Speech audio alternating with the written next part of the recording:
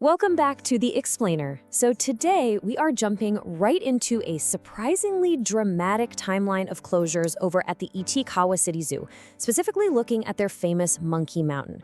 We're drawing directly from the zoo's official August 5th, 2026 calendar update, their transparent social media posts, and an incredibly insightful YouTube explainer by the channel Punch and Friends. We're going to decode exactly what it takes to build a better habitat, all while keeping the public in the loop.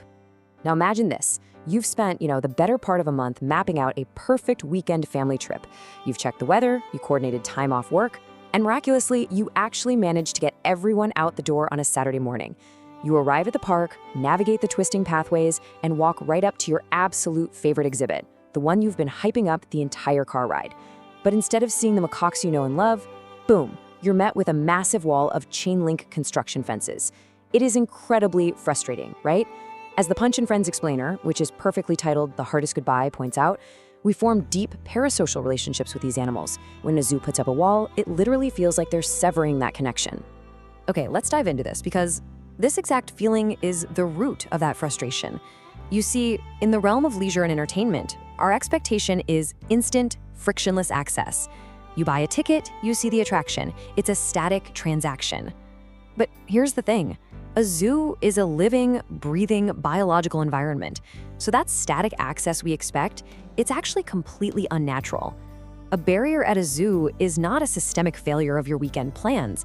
It is a vital signal that the environment is actively adapting to the actual needs of its inhabitants, rather than just the demands of us, the audience. Section 1. Unpacking the pink block. So to manage the immense disappointment of these barriers, institutions have to basically intercept your frustration before you even put your keys in the ignition. And Ichikawa City Zoo tackles this by totally weaponizing color-coded communication on their official calendar. There is a massive pink block on the zoo's calendar representing exactly 18 consecutive days of closure. I mean, we really can't overstate the massive commitment of taking a marquee attraction completely offline for nearly 3 full weeks in the modern entertainment industry. That implies a severe disruption to the habitat. It requires staging heavy materials, managing labor forces, and most critically, figuring out ways to mitigate the stress on the monkeys while their territory is just invaded by loud machinery and construction noise.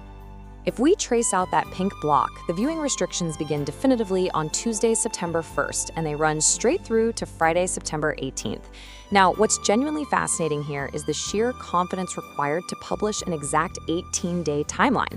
Just think about hiring a contractor for a bathroom renovation. It is literally never actually 18 days, right? But the zoo's confidence here is entirely dictated by the precise, tightly controlled scope of the project they are undertaking. And they tell us exactly what that project is, completely without any corporate spin. Quoting their extremely direct post on X from the account at Ichikawa_zoo, they are installing and repairing sunshades and other structures. They completely front-loaded the bad news. By explicitly leading with the disruption on social media and their calendar, they're giving you, the visitor, the agency to make a fully informed decision before you ever leave the house. Which brings us to the real why driving this whole endeavor. These sunshades are a fundamental infrastructure upgrade for the macaques. Providing dynamic shade in an outdoor environment is a seriously complex engineering challenge because these animals need diverse options to thermoregulate. As the sun shifts, they need to be able to move from an exposed basking rock to a deeply shaded zone just to control their body temperature. This means the zoo is taking on a massive physical challenge. They're digging deep foundations for steel poles, pouring concrete, and over-engineering heavy-duty materials to withstand daily structural testing by monkeys who will, absolutely, inevitably, climb and swing from them. And this brilliantly illustrates a core principle of public relations, the difference between feeling frustrated and feeling completely blindsided. Imagine living in a house with a broken AC in the dead of summer. If your landlord tells you they're replacing the HVAC, but you have to sleep in the unfinished basement for 3 weeks, you tolerate the extreme short-term inconvenience, right? Because you know the long-term payoff is a vastly improved quality of life. By being utterly transparent about building a better home for the monkeys, the zoo is asking us to accept a hierarchy where animal welfare simply supersedes guest convenience. Section 2. The Yellow Typhoon Warning. Now, an 18-day schedule assumes a perfect vacuum, and as we know, construction in Japan during the fall absolutely does not happen in a vacuum. Right after that pink construction block, there is a massive, glaring yellow section stretching from September 21st all the way to October 18th.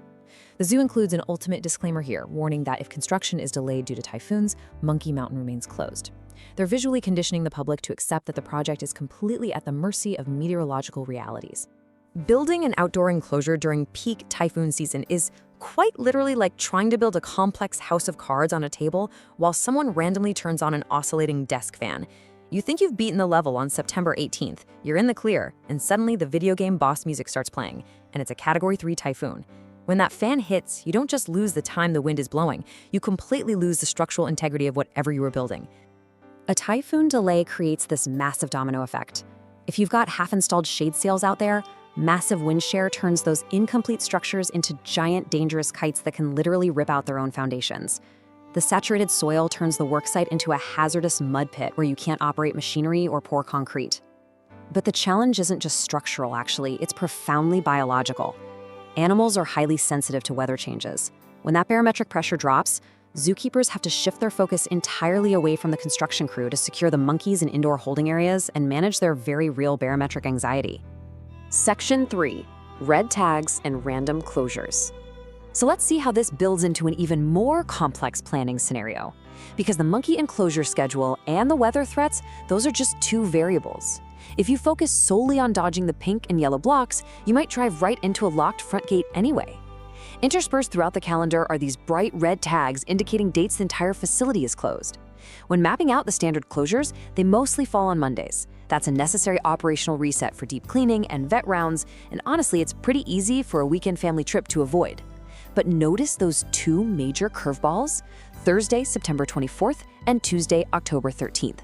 Imagine waiting out the 18-day construction, perfectly monitoring the typhoon weather, driving up on a random Thursday, and finding the whole park padlocked. Missing those two specific, sneaky, midweek dates turns your trip planning into multivariable calculus. Section 4. The modern visitor toolkit. So how do you actually manage all these intersecting volatile variables? Well, you can't just set a plan in stone a month in advance and forget it. Navigating this dynamic biological environment requires a completely modern visitor toolkit, and none of it involves physical gear like walking shoes or water bottles. Today, digital literacy is just as crucial as packing sunscreen. The first tool is utilizing the zoo's real-time digital footprint. As they promise in their announcements, you must check their official X account and website the very morning of your trip to ensure a localized weather event hasn't delayed the sunshades. The second tool is cultivating radical flexibility. This means looking at an update on a Friday night, seeing that high winds halted construction, and instantly pivoting your entire weekend plan. It is genuinely exhausting when you just want a predictable Saturday, but it is entirely necessary. Which brings us to our final takeaway. When you accept these delays, when you shoulder the burden of monitoring the updates, and when you adjust your expectations, you grant the zoo the grace and the necessary physical space to prioritize macaque health over some arbitrary calendar date. So the question I'll leave you with today is this.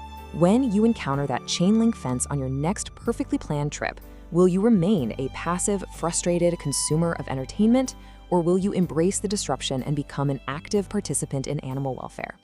Thanks for joining this explainer, and stay curious.